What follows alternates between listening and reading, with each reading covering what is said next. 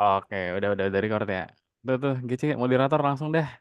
Mulai Iya baik. kan. Assalamualaikum warahmatullahi. Ulang li. Oke nih. Eh ya. Assalamualaikum warahmatullahi wabarakatuh.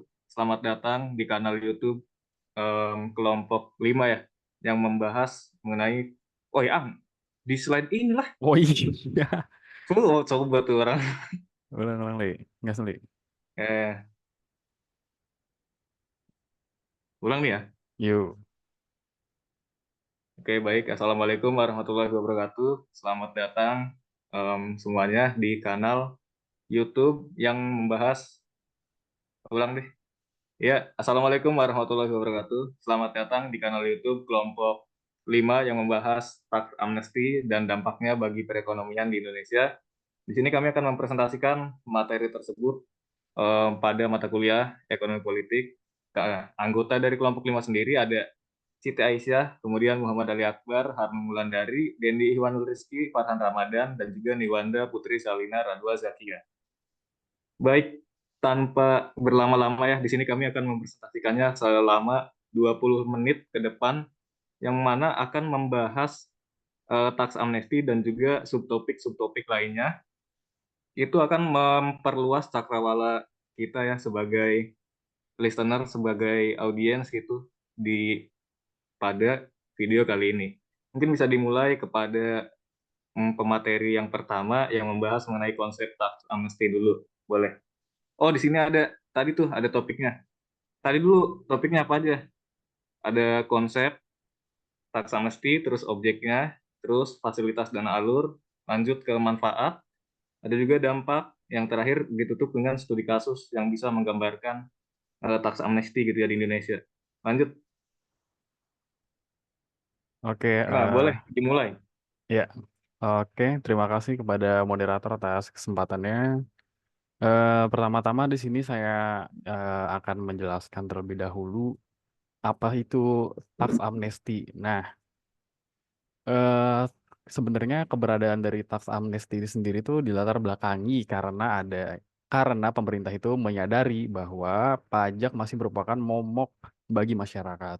Nah, serta akibat tingginya beban pajak yang dapat menimbulkan kecenderungan bagi wajib pajak untuk mengelakkan atau menyelundupkan pajak, demikian juga karena keterbatasan administrasi yang ada pada instansi perpajakan dan kurangnya kesadaran dari wajib pajak dalam melaksanakan hak dan memenuhi kewajiban perpajakannya. Itu masih sulit dijangkau oleh pajak yang dapat menyebabkan masyarakat eh, dia tuh enggan gitu untuk membayar pajak. Nah, tax amnesty sendiri atau pengampunan pajak berdasarkan Undang-Undang Nomor 11 Tahun 2016 Pasal 1 Ayat 1 tentang pengampunan pajak atau tax amnesty adalah penghapusan pajak yang seharusnya terutang, tidak dikenai sanksi administrasi perpajakan dan sanksi pidana di bidang perpajakan dengan cara mengungkap harta dan membayar uang tebusan sebagaimana diatur dalam undang-undang tersebut. Nah, pengampunan pajak atau tax amnesty ini sendiri juga merupakan sebuah kesempatan berbatas waktu bagi kelompok wajib pajak tertentu untuk membayar pajak dengan jumlah tertentu sebagai pengampunan atas kewajiban membayar pajak yang berkaitan dengan masa pajak sebelumnya tanpa takut terkena penuntutan pidana. Nah, selanjutnya ada dari tujuan dari tax amnesty. Tujuan dari tax amnesty ini sendiri sebenarnya ada tiga, yang dimana tujuannya itu berdasarkan ketentuan pasal 2 ayat 2 Undang-Undang Nomor 11 Tahun 2016 tentang pengampunan pajak atau tax amnesty, menyebutkan bahwa pengampunan pajak ini bertujuan untuk yang pertama ada mempercepat pertumbuhan dan restrukturisasi ekonomi melalui pengalihan harta yang dimana akan berdampak terhadap peningkatan likuiditas domestik, perbaikan nilai tukar rupiah, penurunan suku bunga, dan peningkatan investasi.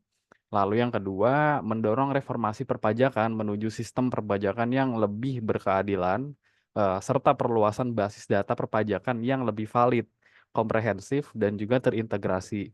Nah, yang terakhir ini ada meningkatkan penerimaan pajak yang antara lain akan digunakan untuk pembiayaan pembangunan nasional.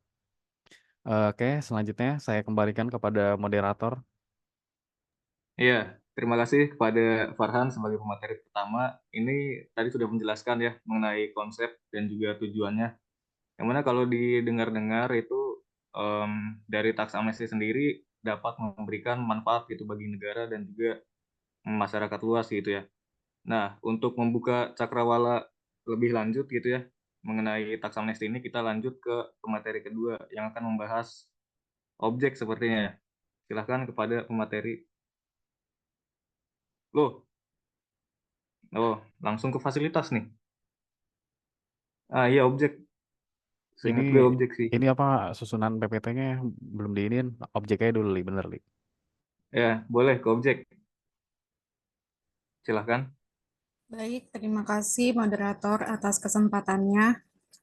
Di sini saya akan menjelaskan terkait objek dalam teks amnesti. Pada dasarnya, objek merupakan salah satu unsur dalam sebuah pembentukan kalimat. Objek menjadi bagian yang terpenting dalam melengkapi subjek maupun predikat. Dalam hal ini, objek menjadi komponen dalam struktur kalimat. Sedangkan menurut Kamus Besar Bahasa Indonesia, objek merupakan suatu benda, hal, dan sebagainya yang dapat menjadi sasaran untuk diteliti hingga diperhatikan. Dalam bidang perpajakan pun sama, objek merupakan komponen terpenting dalam pengenaan pajak. Di sini ada beberapa objek teks amnesti. Yang pertama yaitu adanya pajak pertambahan nilai atau PPN. Sebentar.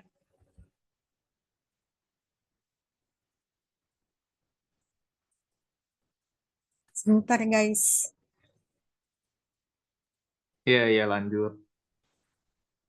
PPN merupakan pajak tidak langsung karena pembayaran atau pemungutan pajaknya disetorkan oleh pihak lain yang bukan penanggung jawab. Pajak pertambahan nilai atau PPN adalah pungutan yang dibebankan atas transaksi jual beli barang dan jasa yang dilakukan oleh wajib pajak pribadi atau wajib pajak badan yang telah menjadi pengusaha kena pajak atau yang disebut dengan PKP. Jadi yang berkewajiban memungut, menyetor, dan melaporkan PPN adalah para pedagang atau penjual. Namun, pihak yang berkewajiban membayar PPN adalah konsumen akhir. Lalu selanjutnya ada pajak penjualan atas barang mewah.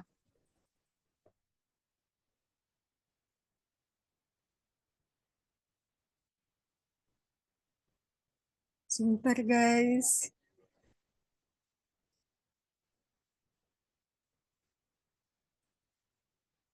Pajak penjualan atas barang mewah atau PPNBM ialah pajak yang dikenakan pada barang yang tergolong mewah kepada produsen untuk menghasilkan atau mengimpor barang dalam kegiatan usaha atau pekerjaannya.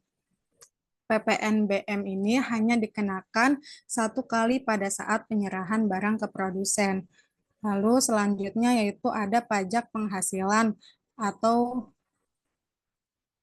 yang disebut dengan PPH. Dalam pajak penghasilan PPH, objek merupakan setiap tambahan kemampuan ekonomis yang diterima atau diperoleh oleh wajib pajak untuk dikonsumsi atau digunakan dalam menambahkan kekayaan. Kemampuan ekonomis tersebut diperoleh dari dalam negeri maupun diperoleh dari luar negeri, seperti penghasilan yang diterima atas pekerjaan atau jasa yang telah dilakukan oleh wajib pajak. Misalnya yaitu gaji, upah, komisi, bonus, tunjangan, uang pensiun, jaminan hari tua, hingga kemampuan ekonomi tambahan dalam bentuk lain sesuai dengan ketentuan dalam bidang perpajakan. Lalu juga hadiah yang diperoleh dalam sesuatu pekerjaan ataupun kegiatan, misalnya hadiah ataupun penghargaan. Lalu juga ada penghasilan atau laba yang diperoleh dari kegiatan usaha. Lalu terdapat jenis penghasilan yang dikecualikan sebagai objek pajak penghasilan atau PPH, yaitu yang pertama adanya sumbangan atau bantuan, termasuk zakat yang diberikan kepada lembaga keamanan yang sudah diresmikan oleh pemerintah.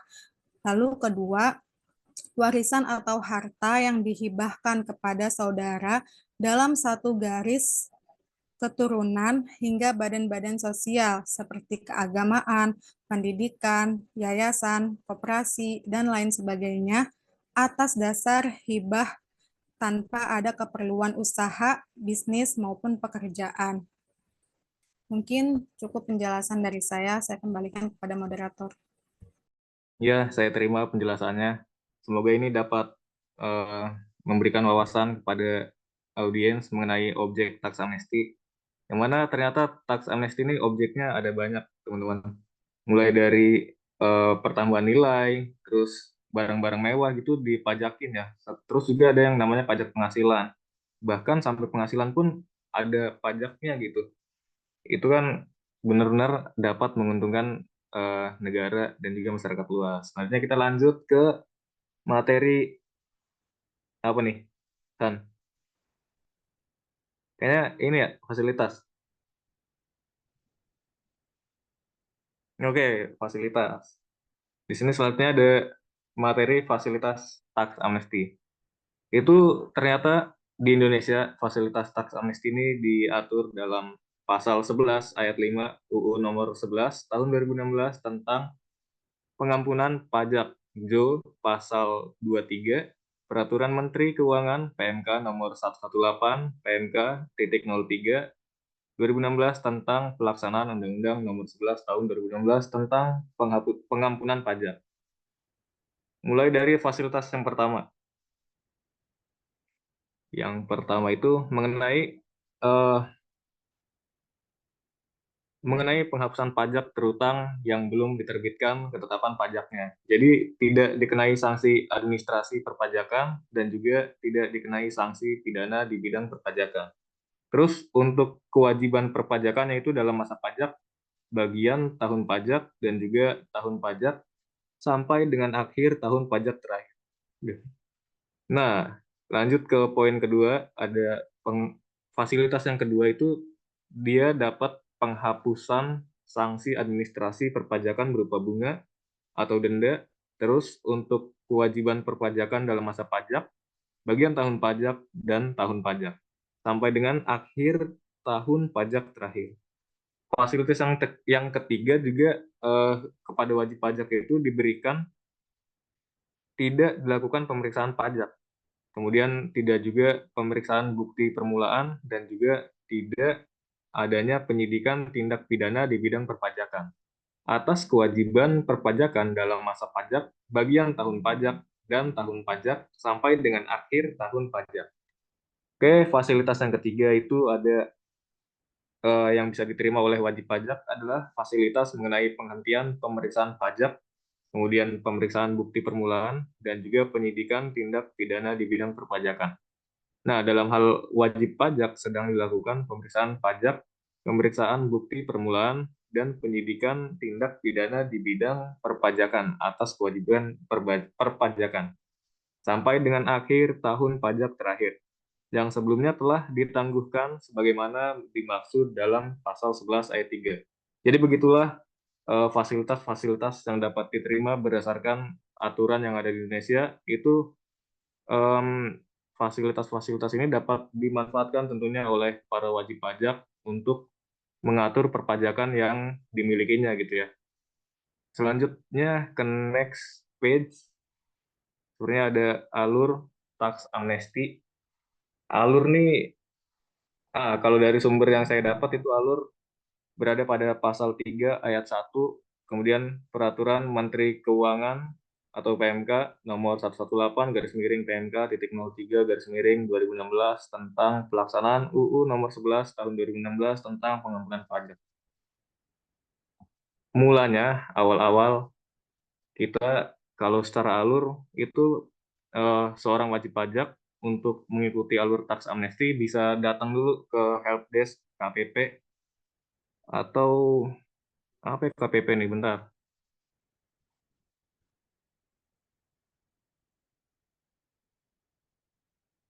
KPP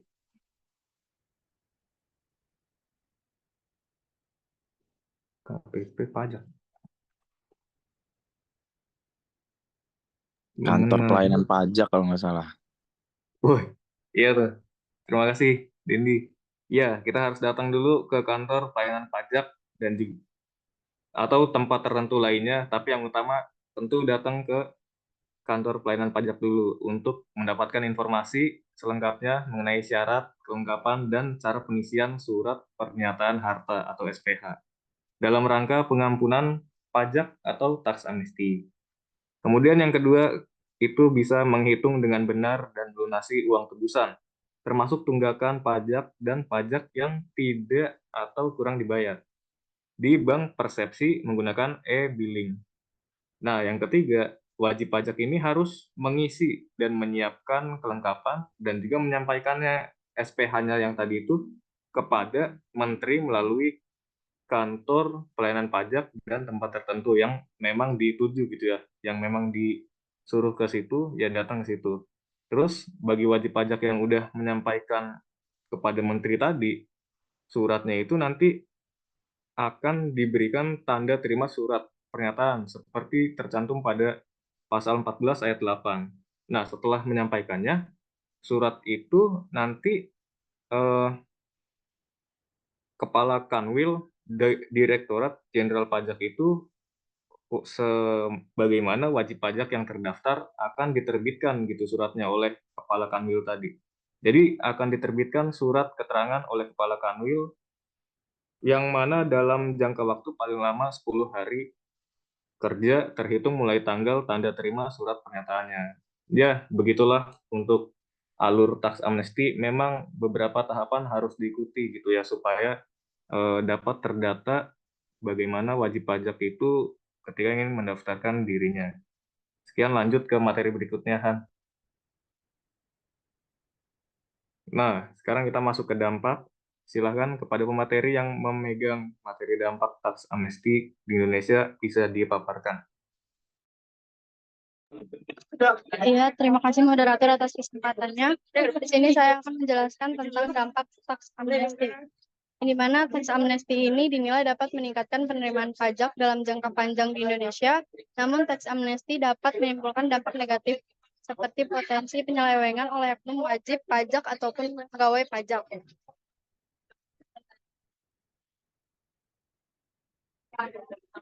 Tax amnesty tidak hanya memberikan dampak positif terhadap penerimaan pajak dalam jangka pendek, tetapi juga berpotensi untuk meningkatkan penerimaan pajak dalam jangka panjang di Indonesia.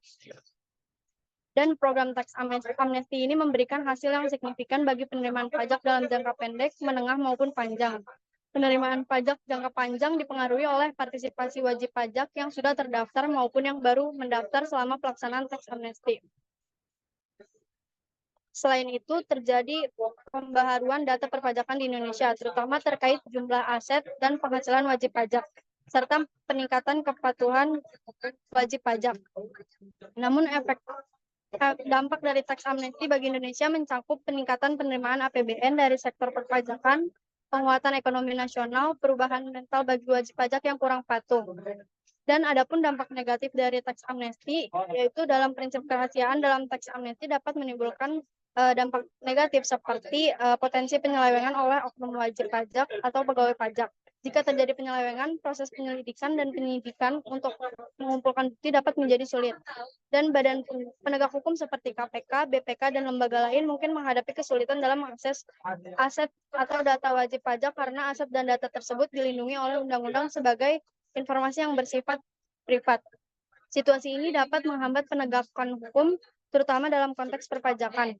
Asas kerahasiaan dalam tax amnesty memiliki dampak signifikan terhadap penegakan hukum, termasuk potensi munculnya moral hazard karena adanya kesempatan atau kelonggaran yang dapat mendorong tindakan yang tidak diinginkan. Cukup. Ya, seperti itulah dampak tax amnesty. Mungkin bisa lanjut ke materi berikutnya. Oke, baiknya sebelumnya terima kasih kepada moderator atas kesempatan ini. Di sini saya akan menjelaskan terkait dampak taksi amnesti bagi perekonomian di Indonesia, di mana taksi amnesti ini di Indonesia memiliki dampak yang signifikan bagi perekonomian.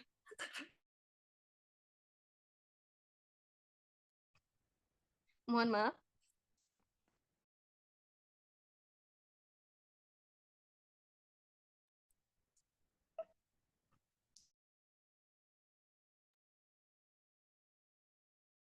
Mohon maaf teman-teman.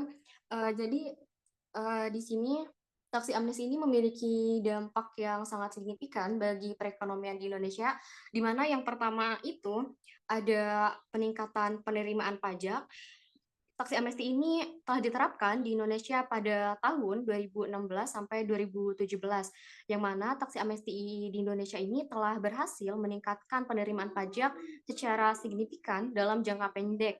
Nah, pada tahun 2016 sampai 2017 ini, pemerintah telah berhasil menghimpun pada dana repatriasi sebesar 147 triliun dan uang tebusan sebesar 114 triliun. Nah, yang kedua yaitu ada perbaikan basis data perpajakan, di mana program tax amnesty di Indonesia ini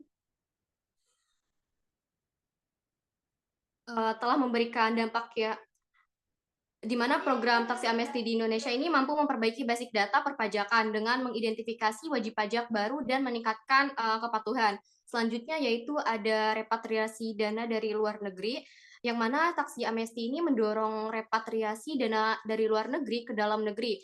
Hal ini untuk meningkatkan likuiditas dan juga investasi. Nah, diperkirakan juga sekitar 1.000 triliun dana milik warga negara Indonesia ini berada di luar negeri, sehingga tax amnesty ini berpotensi menarik data tersebut. Nah, selanjutnya yaitu ada stimulus investasi. Dana yang direpatriasi dan pengungkapan aset yang sebelumnya tersembunyi memberikan sumber daya tambahan untuk investasi domestik, di mana hal ini untuk membantu meningkatkan kegiatan ekonomi yang menciptakan lapangan kerja dan merangsang pertumbuhan ekonomi. Nah, selanjutnya itu ada perbaikan kepatuhan pajak, di mana dengan adanya tax amnesty ini banyak wajib pajak yang selalu tidak patuh menjadi lebih sadar akan kewajiban perpajakan mereka, yang mana hal ini untuk membantu meningkatkan kepatuhan pajak secara keseluruhan di masa depan.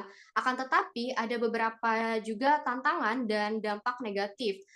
Yang pertama itu ada kekhawatiran bahwa taksi amnesti ini dapat mendorong perilaku moral hards, di mana wajib pajak ini mungkin berpikir bahwa mereka bisa menghindari pajak dengan harapan adanya taksi amnesti di masa depan. Nah, yang kedua yaitu ada keadilan dan persepsi publik, di mana program tax amnesty ini seringkali dianggap tidak adil oleh wajib pajak yang selalu patuh, di mana mereka mungkin merasa dirugikan karena mereka tidak mendapatkan keuntungan dari pengampunan pajak, sementara yang tidak patuh mendapatkan keringanan. Nah, yang terakhir itu ada dampak jangka panjang pada kepatuhan pajak. Jika taksi amnesti diterapkan terlalu sering, hal ini bisa merusak integritas sistem perpajakan dan mengurangi motivasi wajib pajak untuk patuh di masa depan tanpa Ya, adanya cukup. insentif khusus. Maaf Ya. pada Siti Aisyah. Sebenarnya waktu Zoom-nya ingin habis. Jadi mungkin kita bisa Oh, lanjut ke studi kasusnya pada Dendi. oke, Mohon oke. maaf Makasih besar-besarnya. moderator. Iya.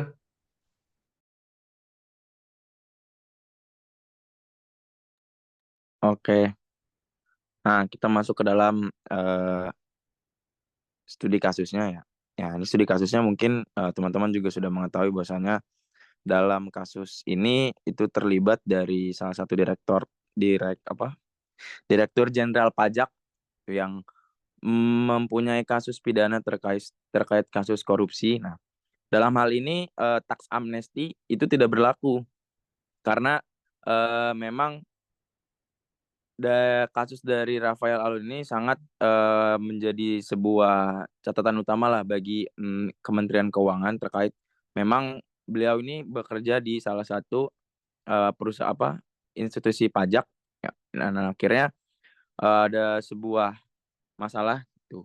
Akhirnya dia terkena dari kasusnya. Nah, tapi teks amnestinya juga tidak berlaku karena dinilai kasus yang udah dilakuin sama Rafael Alun ini sudah melebihi dari utang bagi negara gitu, merugikan negara. Mungkin itu sih dari studi kasusnya. Ya, begitulah studi kasus yang sudah disampaikan oleh pemateri yaitu Dendi, yang mana di sini mengangkat jaksa KPK dan taks amnesti tak harus pidana Rafael Alun di CNN Indonesia. Ya, seperti itulah presentasi dari kelompok 5. Sudah komprehensif sekali. Tadi udah dijelaskan juga dampak-dampak baik yang lebih ditekankan oleh Harnum dan juga secara keseluruhan ditekankan oleh Siti Aisyah pada poin dampak tadi ya. Kemudian ditutup dengan studi kasus oleh Dendi. Sekian, wassalamualaikum warahmatullahi wabarakatuh. Waalaikumsalam warahmatullahi wabarakatuh.